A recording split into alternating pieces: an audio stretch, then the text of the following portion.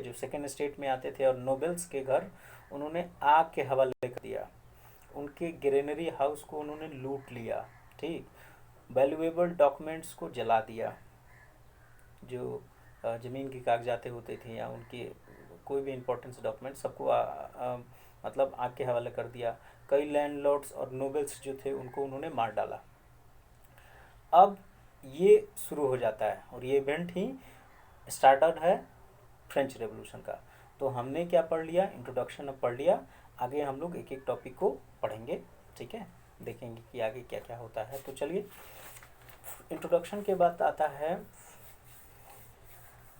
French society. तो French society में total 5 topic हैं। कितने?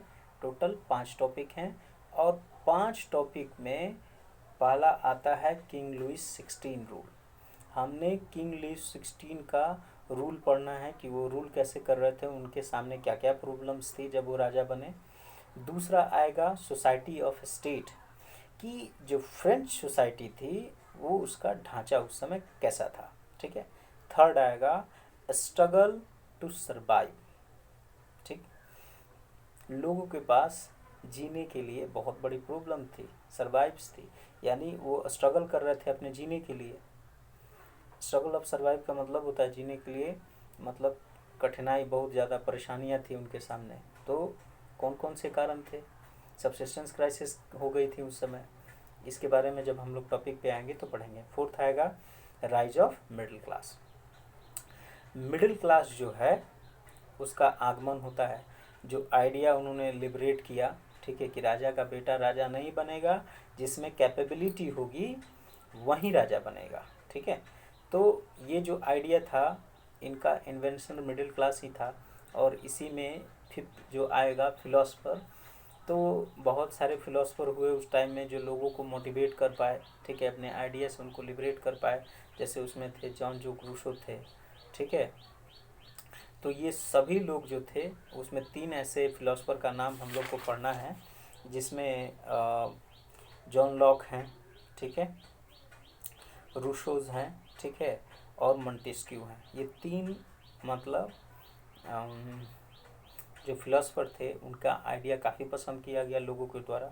तो उनका क्या योगदान रहा खासकर इस रेवोल्यूशन में, उन्होंने क्या क्या लोगों को कैसे मोटिवेट किया, इसके बारे में हमें पढ़ना है। तो ठीक है, तो चलिए पहले बात करते हैं किंग लुइस 16 रूल, मतलब उनका शासन शुरू होता है तब।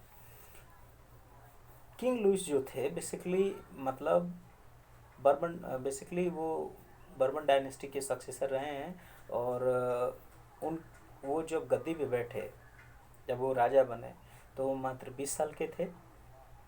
और उनकी जो रानी थी जिनकी शादी उनसे होती है वो थी मारिया एंटोनियोनीटे। ये जो थी काफ़ी फैसिनेटेड वुमेंस थी, जो अपने हेयर स्टाइल और ड्रेसअप के लिए जानी जाती थी, ठीक। तो इसके बारे में थोड़ी सी अलग से चर्चा है, वो हम करेंगे।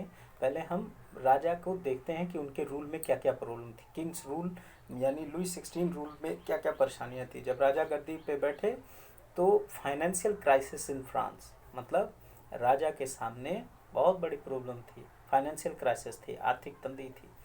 कारण क्या था कि राजा के जो पिताजी थे, लुई 16 के जो पिता थे लुई 15, उन्होंने क्या किया था, wasted money on post war. Post war का मतलब जो प्रीवियस वॉर उन्होंने लड़ा था, जो फ्रांस ने लड़ा था, इसके चलते फ्रांस का जो अधिकतर वेल्थ था, संपत्ति थी, वो इस जंग में मतलब वेस्टेड हो गया, ख़त्म हो गया। अमेरिका की 13 मतलब 13 कॉलोनीज, ठीक है, 13 कॉलोनीज उस समय ब्रिटेन की थी अमेरिका में, जो उस समय ब्रिटेन राज कर रहा था अमेरिका पे। तो उसकी आज़ादी के लिए फ्रांस लड़ता है, ठीक है, जबकि इनका कोई मतलब नहीं था, ठीक है, कि इससे कोई पर्सनल दुश्मनी नहीं थी ब्रिटेन से, लेकिन एज ए सुपीरियर दिखाने के लिए यूरोपियन कंटिनेंट में सबसे ताकतवर बनने के चक्कर में इन्होंने क्या किया, अपने आप को बर्बाद कर लिया। युद्ध में ये जीत तो नहीं कह सकते हैं, 7 साल युद्ध चला और उसके बाद कोई जीत ना हार मतलब नहीं हुई। बेसिकली ये युद्ध के बाद अमेरिका आज़ाद कर देता है कॉलोनीज को, तो कह सकते हैं एक तरीके से कि मतलब जीत ही हासिल हुई। लेकिन सबसे ज़्यादा खामियाजा किसको भुगतना पड़ा? फ्रांस को। फ्रांस की इस युद्ध में जो पैसे खर्च हुए पूरा तो ट्रेजर खाली हो गया। दूसरा, युद्ध को सप्लीमेंट की ज़रूरत पड़ती है, बहुत सारे चीज़ होते हैं, रसद होते हैं, बंदूक होती है, गोलाबारी, उसको पूरा करने के लिए फ्रांस ने क्या किया, जब इसके पास पैसे की कमी पड़ी तो उन्होंने युद्ध में जो पैसा एक्सपेंस हो रहा था उसको खर्चा करने के लिए, मतलब उसकी भरपाई करने के लिए उन्होंने क्या किया, बगल वाले देश से जितने भी नेबरिंग कंट्री थे उनसे उन्होंने कर्ज लिया। ठीक है, कर्ज लेके युद्ध लड़ा।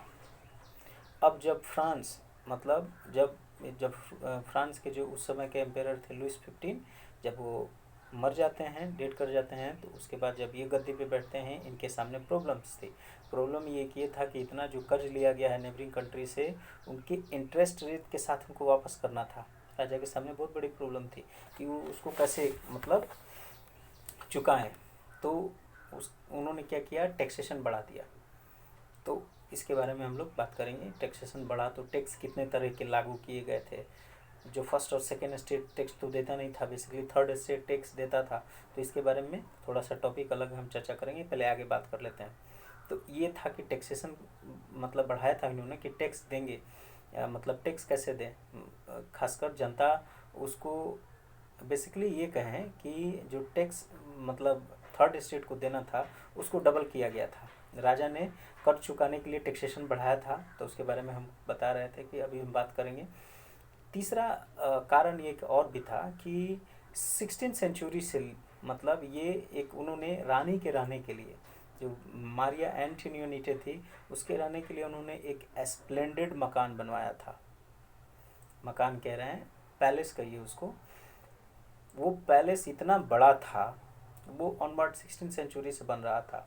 ठीक है, जिसमें जो राजा का फोर्ट था, किला था, वो डायमंड और जो वैल्यूएबल ग्लासेस होती थी, कीमती जो ग्लास होते हैं ना शीशे, उनसे बनी हुई थी, जो काफ़ी महंगी आती थी उस समय, उनसे बना हुआ था। इस मकान को बनाने में पूरा ट्रेजर खाली हो गया।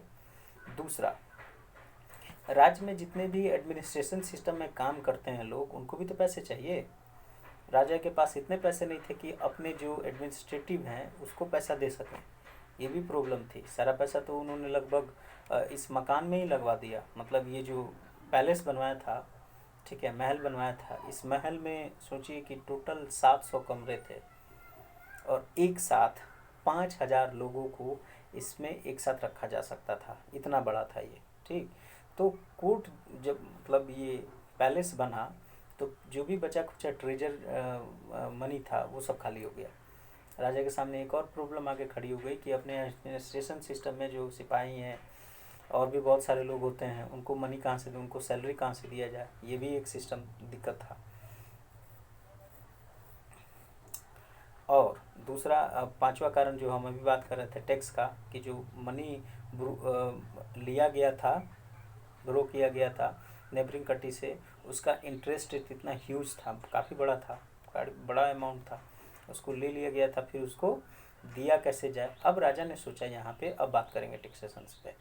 राजा के सामने एक आइडिया आया कि हम टैक्स को क्या करते हैं, डबल करते हैं, जिससे हमारा पैसा भी चुक जाएगा और इंटरेस्ट रेट भी दे पाएंगे। तो राजा ने क्या किया, टैक्सेशन बढ़ा दिया। टैक्सेशन बढ़ा दिया तो लोगों में ऑलरेडी सब्सिस्टेंस क्राइसिस था, गुस्सा बहुत था। अब टैक्सेशन बढ़ने से उनकी कमर टूट जाती है। जो लैंड का डिस्ट्रीब्यूशन था वो अनइवन था। इवन डिस्ट्रीब्यूशन होता तो कोई बात होती, लेकिन अनइवन डिस्ट्रीब्यूशन जब हुआ तो बहुत ज़्यादा दिक्कत हुई।